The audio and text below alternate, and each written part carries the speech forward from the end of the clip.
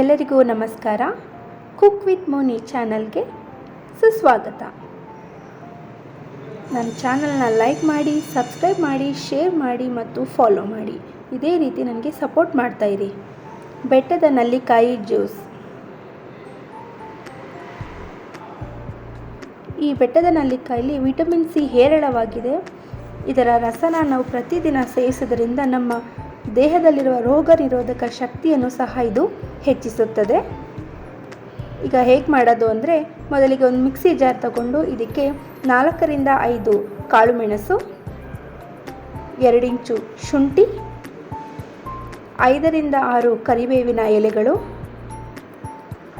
ಮತ್ತು ಕಟ್ ಮಾಡಿಕೊಂಡಿರುವಂಥ ಬೆಟ್ಟದ ನಲ್ಲಿಕಾಯಿ, ಸ್ವಲ್ಪ ಉಪ್ಪು.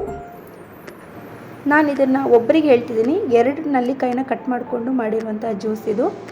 ಇದನ್ನು ಮಿಕ್ಸಿಲಿ ಸ್ವಲ್ಪ ನೀರು ಹಾಕ್ಕೊಂಡು ರುಬ್ಕೊಂಡು ಫಿಲ್ಟ್ರ್ ಮಾಡಿದ್ರೆ ಆರೋಗ್ಯಕರವಾದ ಬೆಟ್ಟದ ನಲ್ಲಿಕಾಯಿಯ ಜ್ಯೂಸ್ ರೆಡಿ. ವಿಡಿಯೋನ ಲೈಕ್ ಮಾಡಿ, ಶೇರ್ ಮಾಡಿ, ಸಬ್ಸ್ಕ್ರೈಬ್ ಮಾಡಿ, ಫಾಲೋ ಮಾಡಿ. ಇದೇ ರೀತಿ ನನಗೆ ಸಪೋರ್ಟ್ ಮಾಡಿ. ನಾನು ನಿಮ್ಮ ಮನೆಯ ಹುಡುಗಿ ಮೋನಿಶಾ.